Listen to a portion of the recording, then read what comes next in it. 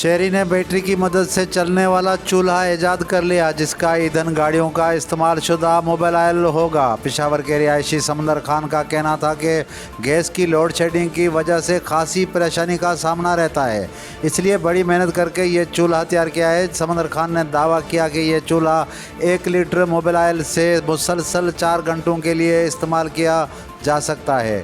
चूल्हे की कीमत 8,000 रुपये मुकर्रर की गई है। नेपरा ने 24 घंटे के अंदर आवाम पर दूसरा बिजली बम गिरा दिया। एक बार फिर बिजली 1 रुपये 81 पैसे फ़ी यूनिट महंगी कर दी गई। कीमतों में इजाफे से सार्फिन पर 24 अरब रुपए का इजाफी बोझ पड़ेगा।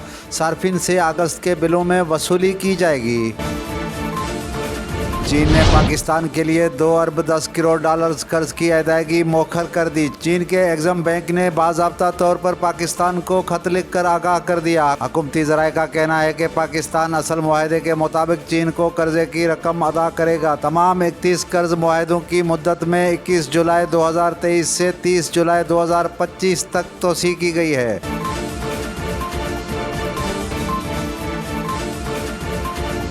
भारतीय शहरी सतलज के सैलाबी रेले में बहकर कसूर पहुंच गया। पुलिस तहफ़्फ़ुज़ मरकज़ कसूर के मुताबिक उन्हें एक गूंगा और बहरा आदमी मिला है, जिसे ईदी सेंटर मुंतकिल कर दिया गया है।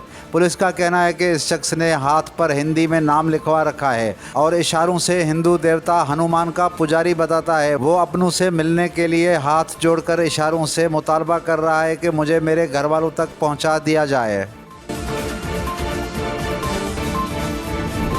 और आज मुल्क के बेशतर शहरों में मूसलाधार बारिश का इम्कान है। महकमा मौसमियात के मुताबिक डेरा गाजी खान जनूबी बलूचिस्तान के इलाकों में तेज़ बारिश से नदी नालों में तैनाती का खदशा है। महकमा मौसमियात के मुताबिक सखर, जकमाबाद, लाड़काना, कंबर, शदाद कोट, खैरपुर, सवात, शांगला, बुनीर, एबटाबाद, हरीपुर, कोहिस्तान, मालाकंड, पेशावर, मर्दान, सवाबी में बारिश का इम्कान ज़ाहिर किया गया है।